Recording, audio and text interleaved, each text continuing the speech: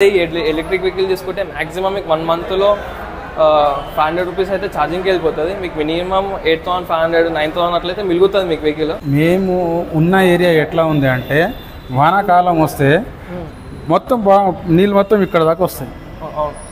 దానికి బ్యాటరీకి ఇబ్బంది కదా.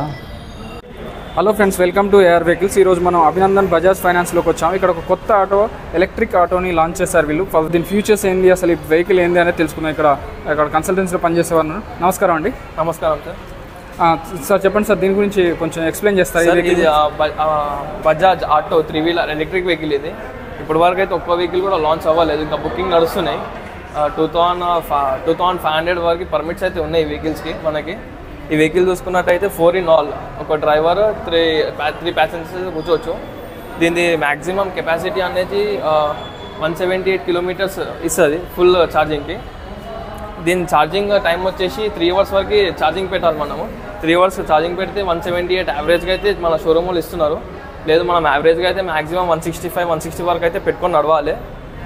వెహికల్ చూసుకున్నట్టయితే మొత్తం ట్యూబ్లెస్ టైర్స్ ఉంటాయి, కొంచెం పెద్దగా ఉంటాయి టైర్స్. ఇవి ఇంతకుముందు వచ్చే టైర్స్ లాగా అయితే లేవు, కొంచెం పెద్దగా ఇచ్చిండు. ఇంకా షెషింగ్ కొంచెం పెద్దగా ఇచ్చిండు దీన్ని. ఈ వెహికల్కి ఎలా అంటే ఇది మొత్తము మనకి సిస్టమేటిక్ ఉంటుంది. ఒకవేళ మనం న్యూట్రల్ చేసుకోవాలంటే ఈ న్యూట్రల్ బటన్ ఉంటుంది. ఒకవేళ రివర్స్ అంటే రివర్స్ బటన్ ఉంటుంది ఇక్కడ. ఒకవేళ ఈ బటన్ వచ్చి రివర్స్ తీసుకుంటే రివర్స్ అవుతుంది ఈ వెహికల్ మొత్తము. దీని స్టెప్ని దీని మొత్తం బ్యాటరీ కెపాసిటీ వచ్చేసి 8.9 kV వరకు ఇచ్చిండు బ్యాటరీ దీనికి. దీని స్టెప్ని జాక్ రాడ్ అనేది మొత్తం ఇక్కడ ఉంటుంది.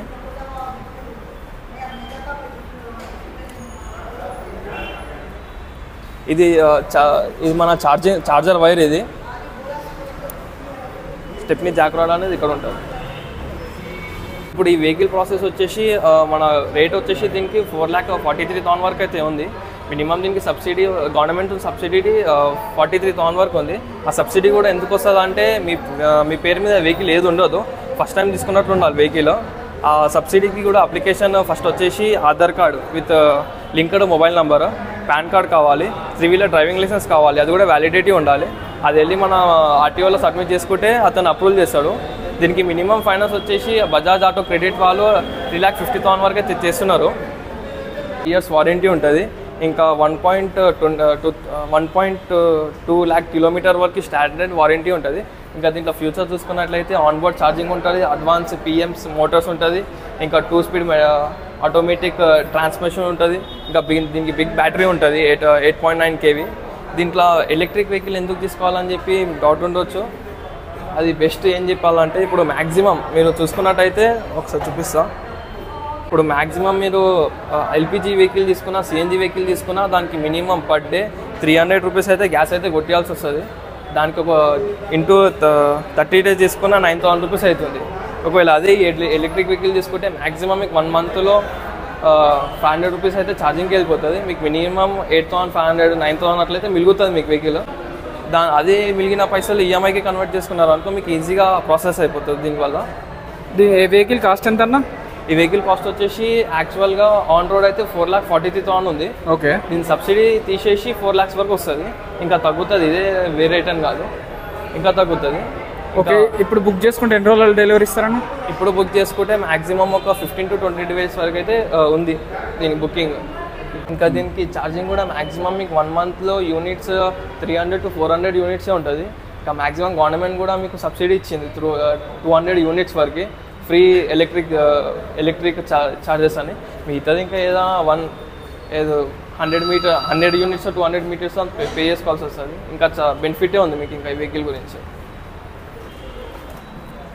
ఇప్పుడు మనము ఈ బ్యాటరీకి దినంలో 2 సార్లు ఛార్జ్ చేసుకోవచ్చు. ఎలా చేసుకోవాలంటే ఫస్ట్ ఛార్జింగ్ మొత్తం ఫుల్ అయిపోయినాక ఒక పాయింట్ అయినా దిగినా మేము మళ్ళీ ఛార్జింగ్ పెట్టుకోవచ్చు. అదే ఒక పాయింట్ ఎన్ని కిలోమీటర్ నడుస్తుంది? ఒక పాయింట్ మ్యాక్సిమం మీకు ఒక 60 to 60 వరకు నడుస్తుంది. 65 కిలోమీటర్స్ వరకు నడుస్తుంది. దీనికి యావరేజ్ మనం ఎంత పెట్టుకోవాలన్న షోరూమ్లో ఇచ్చింది 178 ఇచ్చారు. ఇప్పుడు మనం మ్యాక్సిమం 160 కిలోమీటర్స్ పెట్టుకొని నడవాలి. ఇప్పుడు మన ఛార్జింగ్ పాయింట్ 2-3 రకాల ఉంది. అవును, ఒకడేమో ఎంసీహెచ్ వాళ్ళు పెట్టారు ఫుట్పాత్ మీద, అవును. ఇంకా ఒకళ్ళేమో రైల్వే స్టేషన్ వాళ్ళు పెట్టారు. అవును. మనం ఎక్కడైనా అక్కడ పెట్టుకోవచ్చు. అక్కడ పెట్టుకోవచ్చు ఛార్జింగ్, దాని కూడా ఫ్రీగానే ఉంది. లేదంటే ఇప్పుడు ఈ వెహికల్ లాంచ్ అయిపోయినాక కూడా ఇంకా చాలా స్టేషన్స్ అనేది ఓపెన్ అవుతుంది, ఛార్జింగ్ స్టేషన్స్ ఓపెన్ అయిపోయినాక మీకు అది ఇంప్రూవ్మెంట్ వచ్చే టైంలో వస్తాయి. కానీ ఇప్పుడు సంగతి చెప్తున్నాను.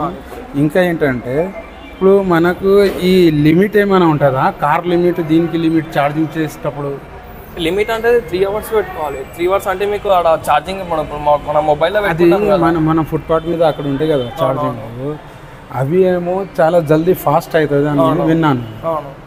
ఒక గంట అర్ధ గంటలో అవుతుంది అని. అయితే అది ఎలా అంటే మనకి ఇప్పుడు ఫుట్పాత్ మీద పెట్టింది దాని గురించే పెడతారు, ఆటో గురించే పెడతారు, అందుకే ఎక్కువ అవుతుంది. అదే మన ఇంటి దగ్గర పెట్టుకుంటే కొంచెం స్లోగానే అవుతుంది. అది ఇంటికాడ స్లోగానే అవుతుంది. అది ఎందుకంటే పర్సనల్లీ దాని గురించే పెడతారు, ఎలక్ట్రిక్ వెహికల్ గురించే పెడతారు అని. దాని మన కేవీ కెపాసిటీ ఏదో ఉంటుందో దానికి పెరిగే ఉంటుంది, దానికి పెరిగే ఉంటుంది అట్లా. అదే అన్న, మన దీనికి ఫోన్ ఆప్షన్స్ లేదు. ఫోన్ ఆప్షన్స్ మనం ఆన్లైన్ మీద చేస్తాం కదా, ఇక మనం దానికి ఎక్స్ట్రా ఫిట్టింగ్ అనేది పెట్టుకోవాలి. ఎక్స్ట్రా ఫిట్టింగ్ పెట్టుకోవాలి. ఎందుకంటే మళ్ళీ ఫోన్ మనం వాడుకుంటే చేసుకుంటా అంటే మళ్ళీ చలాన్ కొట్టేస్తారు పోలీసులు. అందుకే ఆన్లైన్లో పెట్టుకోవాలి. అంటే మనకి గవర్నమెంట్ నుంచి వచ్చే అప్రూవల్ వీళ్ళు తయారు చేస్తారు, మ్యానుఫ్యాక్చరింగ్. ఇప్పుడు ఫోన్ అంటే వీళ్ళకి తప్పు అవుతుంది కదా. ఇప్పుడు ఫిట్టింగ్ కూడా ఎక్కడ చేసుకోవాలి? ఫిట్టింగ్ అనేది ఇక్కడ చేసుకోవాలి. ఇక్కడ ఉంటుంది ఫిట్టింగ్, ఒకటి స్టాండ్ వస్తుంది కదా, స్టాండ్ మధ్యలో పెట్టుకోవచ్చు మనం. అట్లా పెట్టుకోవచ్చు, ఈజీగా పెట్టుకోవచ్చు మనం. ఇక్కడ అక్కడ నీళ్ళు వాటర్ బాటిల్ పెట్టుకోవాలంటే వాటర్ బాటిల్ కూడా వచ్చేస్తుంది. సరే, మధ్యాహ్నం పూట ఒకసారి చార్జ్ చేసుకోవచ్చు, ఇంటికి పోయిన తర్వాత చార్జ్ చేసుకుంటే బెటర్. ఇంకా దానికి ఏం కాదు. మాక్సిమం ఇది ఎల్పిజి సిఎన్జి ఇప్పుడు లేదంటే ఒక 30-40 years నడిపించేటోళ్ళే మాక్సిమం డైలీ వాళ్ళు తిరిగే హైదరాబాద్ చుట్టూ మాక్సిమం ఒక 120 kilometers 130 kilometers తిప్పుతారు వెహికల్. అయితే దాని గురించే 160 వరకు మనం కెపాసిటీ. నేనైతే మా అమ్మాయి ఉంది, హ్యాండిక్రాఫ్ట్ ఉంది, ఒక 40 kilometer పోవాలి, 40 kilometer మళ్ళీ నేను చేసుకోవాలి, కనీసం 200 kilometer అవుతుంది ఈజీగా అవుతుంది. దాని గురించి మధ్యలో ఒకసారి ఛార్జింగ్ చేసుకోవాలి అని, దాని గురించి ఆప్షన్స్ అని అడుగుతున్నాను. అదే డౌట్ ఉండే. మధ్యలో స్టేషన్స్ ఉంటే అక్కడ చేసుకోవాలి మనం. ఓహో, అదేనా? అంతేనా? అంతే. దీనికి మనం వెల్డింగ్ ఇట్లా చేయాలి అంటే డిస్కనెక్ట్ ఎట్లా చేయాలి? బ్యాటరీతో బ్యాటరీ డిస్కనెక్ట్ ఏముండదు, ఛార్జింగ్ పాయింట్ ఉంటుంది కదా, అది తీసేసాలి అంతే. బ్యాటరీ దీనికి ఫిక్స్ ఏ ఉంటుంది. ఇప్పుడు ఎక్స్ట్రా ఫిట్టింగ్ ఇది మడ్గాట్ ఇట్లా అంటే వెల్డింగ్ మనం చేస్తారు కదా, చేసుకోవచ్చు. దాంట్లో కరెంట్ డిస్కనెక్ట్ చేయాలి కదా. దానికి ఎట్లా అంటే దానికి కూడా ఇచ్చిన తను ఫస్ట్ మొత్తం టాప్ మొత్తం ప్లాస్టిక్ ఇచ్చిండు, లోపల దానికి బ్యాటరీ పెట్టిండు. టాప్ మొత్తం ప్లాస్టిక్ ఇచ్చింది, అది కూడా చూసుకొని వస్తాం. ఇక్కడ మొత్తం టాప్ మొత్తం ఇది ప్లాస్టిక్ ఉంది, లోపల మొత్తం ఐరన్ పెట్టిండు. దానికి కూడా మేము ఉన్న ఏరియా ఎట్లా ఉంది అంటే వానాకాలం వస్తే మొత్తం నీళ్ళు మొత్తం ఇక్కడ దాకా వస్తాయి. దానికి బ్యాటరీకి ఇబ్బంది కదా? ఇబ్బంది కాకుండానే దానికి మొత్తం సేఫ్టీ పెట్టిండు. దాని హైట్ కూడా చూసినారా మీరు? అవును, హైట్ ఎక్కువ ఉంది. అదే మన ప్యాసింజర్ వెహికల్ కి దానికి దీనికి చూసుకుంటే తక్కువ ఉంది, ఇంతే హైట్ ఉంటుంది. అవును, దానికి ఇంత పెట్టిండు హైట్, దానికి ఇంత పెట్టిండు. ఇంకా టైర్ సైజ్ కూడా పెంచిండు. నీళ్ళతో ఏం ప్రాబ్లం లేదు, నీళ్ళతో ఏం ప్రాబ్లం ఉంటుంది. చూసి పెట్టుకోవాలి ఎంతైనా. జాగ్రత్త, మన జాగ్రత్త మనది. Okay, thank you sir.